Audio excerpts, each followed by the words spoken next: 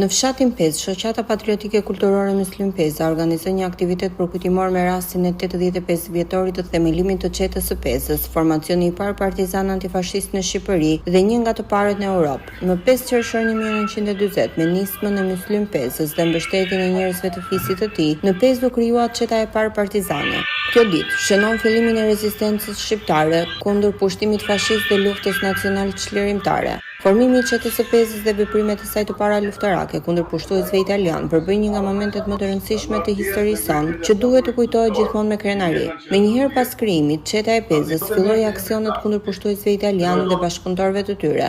Duke kuptuar rrezikun që përfaqësonte kjo qetë, komandanta ushtarake italiane ndërmori një sulm të befasishëm mëngjesin e 16 marsit 1941 kundër Pezës. Për të përkujtuar këtë ditë të shënuar në Pezë, aty ku u shkrua një kapitull i lavdishëm i historisë së popullit shqiptar, u organizoi një ceremoni përkujtimore me pjesëmarrjen e veteranëve pasardhës dhe figurave të njohura të historisë dhe jetës publike. Aktiviteti u hap me intonimin e himnit kombëtar dhe më pas vijoi me fjalime dhe përshëndetje nga personalitetet të njohura si profesor Pëllum Xhufi, Fatos Klosi, profesor Dr. Xheladin Ceka, sekretari i Komitetit të Veteranëve Veli Meftari, drejtues të shoqatave patriotike Ali Haka dhe Shqipe Gjoshi, si dhe përfaqësues të organizatave të luftës. I pranishëm në këtë aktivitet ishte edhe deputeti i zonës, zoti Toni Gogo. Fjalën e rastit e mbajti kryetari i Shoqatës Patriotike Kulturore Muslim Peza, Daud Kryemadhi, i cili falenderoi pjesëmarrësit dhe theksoi rëndësinë e kësaj dite për historinë e popullit shqiptar si një moment kthese në rezistencën antifashiste për lirinë e vendit tonë. Kryesia e shoqatës prej kohësh ka marrë masën që ky takim të realizohet në mënyrë më të mirë të mundshme. Me 5 qershor 1940, komandanti legjendar Muslim Peza krijoi Qetën e Pezës. Populli atletar i Pezës gjithmonë ka luftuar për liri dhe ka përkrahur forcat përparimtare të kohës. Ai ka luftuar kundër shovinistëve serb për të mbrojtur trojet e veta. Pas fjalës hyrëse, fjalën e mori historiani i njohur profesor Pëllum Xhufi, i cili theksoi me forcë rëndësinë e luftës nacional çlirimtare dhe vlerën që ka kujtesa historike për identitetin dhe qëndrueshmërinë e një kombi.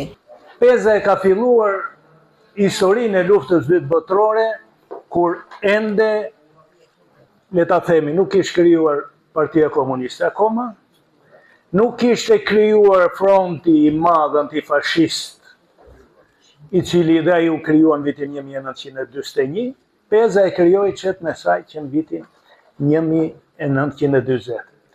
Kjo tregon që ka diçka në ADN-n e këtij populli, apo jo, që kur atë vuan, kur atë pushtohet, ngrihet në këmbë. Dhe mesazhet që u dhanë qoftë nga Partia Komuniste në vitin 1941, qoftë nga fronti i madh antifashist botëror i Bashkimit Sovjetik, i Shtetet Bashkuara, i Britanisë së Madhe, me kartën e Atlantikut, mishërohen që në vitin 1940 me krijimin e Pezës, e Qetës Pezës. Deputeti e nënvizoi shumë bukur faktin që Qeta e Pezës ishte një qetë që bashkonte gjithë Shqipërinë. Gjithë Shqipërinë. Aktiviteti ishte i pasur në pjesëmarrje, duke sjellë së bashku figura të shumta publike dhe historike. Në këtë ceremoni u mbajtën kumtesa dhe fjalime përkujtimore me rastin e kësaj date me rëndësi të veçantë. Deputeti i zonës zoti Toni Gogo dhe sekretari i përgjithshëm i Komitetit të Lanç Veli Meftari theksuan mesazhin që historia duhet jo vetëm të njihet, por edhe të ruhet dhe të përcillet tek brezat e rinj si pjesë e identitetit dhe dinjitetit kombëtar.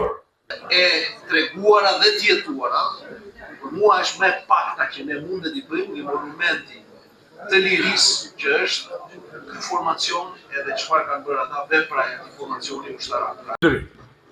Sa përkujtoj, jo vetëm 85 vjetori, po sa tjetë gjallë pikërisht historia e Qetës së Bat Muslimi, historinë e Qetës së Pezës, vere emri patriotike edhe pas partizan.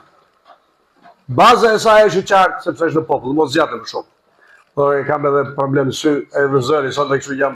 Në përfundim të aktivitetit u shpërndan certifikata nderi për shumë antarë dhe drejtues të shquar si vlerësim për kontributin e tyre dhe në promovimin e vlerave historike që mbart kjo ditë. Për kujtimi i themelimit të qetës së parë partizane, pikërisht në pjesën heroike, tokë e larë me gjake dëshmorëve që ranë për lirinë e dheut, ishte një moment solemn që theksoi rëndësinë e ruajtjes së kujtesës historike.